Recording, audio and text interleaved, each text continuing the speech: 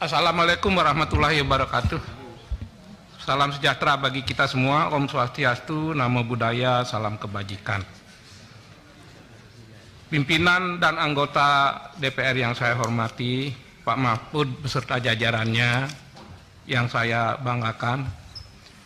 Pertama-tama saya harus nyatakan, saya percaya bahwa pada hari ini kita semua memiliki maksud yang baik. Saya percaya itu. Untuk apa? Untuk tujuan kepentingan bangsa dan negara. Kita berkumpul di sini untuk tujuan kepentingan bangsa dan negara. Tidak ada maksud lain, itu keyakinan saya. Tidak ada maksud untuk mencari panggung. Lebih-lebih lagi, tidak ada yang punya maksud menjatuhkan pihak lain. Oleh karena itu penting memang betapapun kekurangan DPR Pak Mahfud, karena Pak Mahfud pernah di sini, mari kita bahasakan dengan baik, karena di setiap lembaga pasti orang ada yang baik, ada yang sedang, satu dua ada yang kurang baik. Sehingga kalau bicara gebiah uyah semua, seolah-olah DPR misalnya bermain di belakang layar, bisa saja itu oknum-oknum tertentu. Tapi tentu kami ingin mendapat gambaran, itu bukanlah cerminan dari DPR, khususnya Komisi 3 masa kini. Gitu. Pak Mahfud, saya percaya Bapak tidak suka cari panggung, karena saya kenal Bapak sekian tahun yang lalu. Dulu, ketika kita keliling-keliling ke daerah mensosialisasikan 4 pilar, dan memang dulu saya bangga luar biasa kalau Pak Mahfud bicara masalah kebangsaan, persatuan, kebinekaan, dan karena itu saya pastikan hari ini pun Pak Mahfud nggak akan cari panggung, tidak juga ingin menjatuhkan pihak lain gitu. Tapi apa boleh buat, ini nasib baik apa kecerdasan Pak Mahfud. Bisik-bisik di luar tadi saya dengar, wah Pak Mahfud hari ini dapat panggung yang luar biasa katanya. Ya kalau memang begitu, ya ini masalah politik, apa boleh buat. Pak Mahfud, saya mengenal Bapak sekian belas tahun yang lalu. Dulu. Dan memang pada waktu itu saya terpukau banget gitu. Dan sampai hari ini belum ada nilai-nilai yang di mata saya, di hati saya itu luntur di diri Pak Mahfud. Hanya saja hari ini saya harus memaksakan, memberanikan diri sebagai anggota DPR, karena ini ada aspirasi Pak. Mungkin aspirasi yang saya sampaikan lebih banyak ke Bapak, walaupun aspirasi ini tidak terlalu menukik pada masalah yang sekian triliun itu, karena kami dari partai pemerintah Pak, kami mendapat masukan dari berbagai daerah, kok begitu situasi, mohon maaf mereka sebut gaduh Pak, kalaupun kita belum sampai pada terminologi itu, mereka mengatakan kok ada kegaduhan.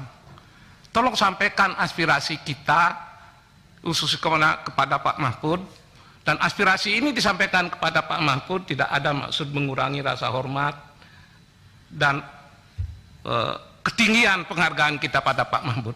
Pak, boleh saya sampaikan ini aspirasi ini ya Pak ya, Bapak orang yang demokratis gitu. Pak Prof Mahfud ini sebagai ketua komite TPPU, kami memahami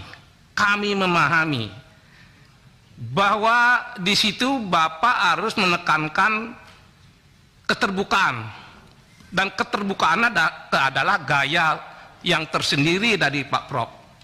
Untuk apa? Untuk memberi kesan bahwa pemerintah tidak menutup-nutupi upaya penegakan hukum maupun pemeriksaan terhadap pelanggaran-pelanggaran hukum yang terjadi, terutama di Kementerian Keuangan, yang notabene adalah kementerian yang sangat bertanggung jawab dengan kondisi penerimaan keuangan negara. Ini positif Pak, keterbukaan seperti ini sangat positif. Akan tetapi Pak, ini jangan ditanggapi salah, karena ini juga masukan sebagai kecintaan pada Bapak, rasa sayang pada Bapak. Memang kita perlu secara bijak, Pak Mahfud. Kita perlu dengan sabar dalam menyampaikan informasi-informasi kepada publik. Terutama dengan memperhatikan batasan-batasan yang diatur dalam ketentuan perundang-undangan. Penting sekali. Kalau sudah ada pembatasan dalam peraturan perundang-undangan, kita mesti taati itu, kita mesti hargai itu, karena produk undang-undang adalah mengikat kita semua.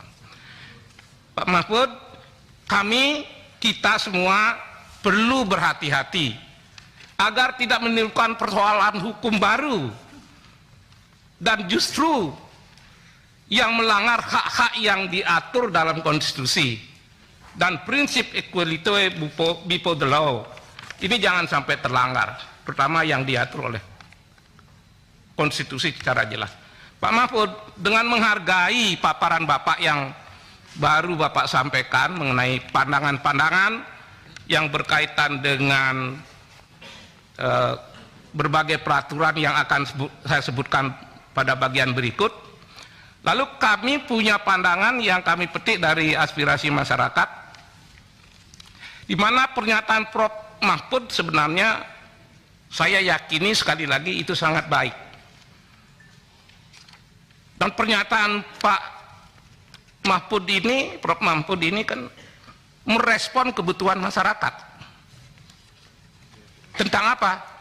Tentang informasi maupun kebutuhan lembaga untuk melakukan reformasi. Pak Mahfud, kami pasti tidak akan menggurui Bapak. Orang Bapak guru besar, pasti kami tidak ingin menggurui. Juga tidak mengajari ikan menyelam. Akan tetapi bolehlah saya mengingatkan batasan-batasan yang diatur setidaknya di dalam 3 ketentuan yang saya kutip di bawah ini. Sekali lagi saya tidak ingin menggurui Bapak, tidak ingin mengajari, tapi sebagai manusia biasa mari kita saling mengingatkan. Apa yang perlu kami ingatkan? Seperti misalnya ketentuan Undang-Undang Nomor 8 Tahun 2010 tentang pencegahan dan pemberantasan TPPU. Undang-Undang Nomor 11 Tahun 2020 tentang ketentuan umum dan tata cara perpajakan. Dan Undang-Undang Nomor 14 Tahun 2008 tentang keterbukaan informasi publik.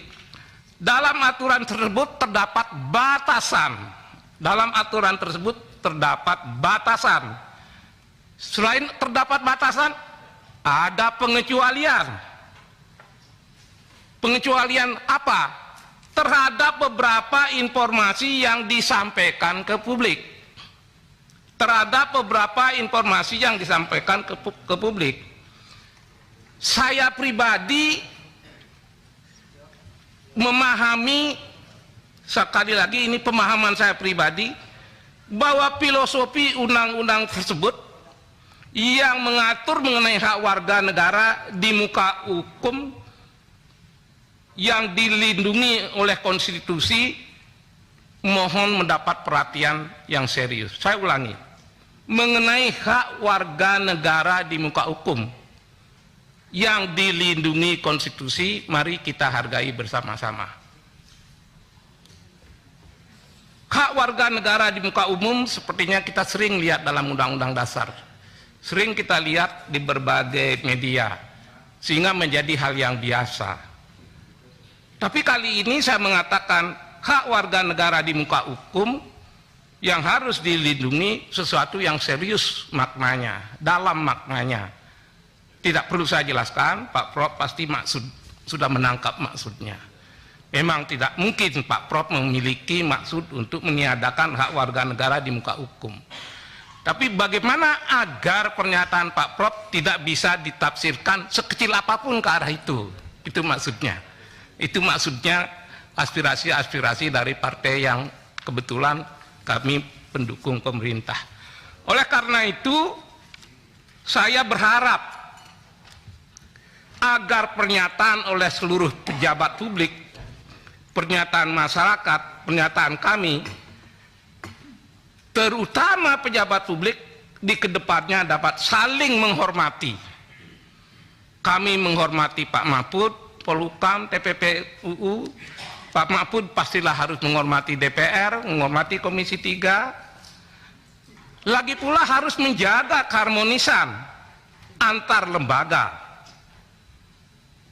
Mari kita pastikan di antara kita tidak perlu atas nama rakyat, atas nama masyarakat, atau atas nama lembaga memberikan pernyataan-pernyataan yang justru kontraproduktif dan bisa berpeluang menimbulkan kegaduhan, seolah-olah ditafsirkan mencari panggung, padahal kita sudah sepakati tidak ada yang akan mencari panggung di forum ini. Yang terakhir yang ingin saya katakan adalah saya berterima kasih pada Pak Prof. Mahfud sebagai Ketua Komite TPPU atas penyampaian terkait dengan transaksi janggal dan indikasi terjadinya tindak pidana pencucian uang.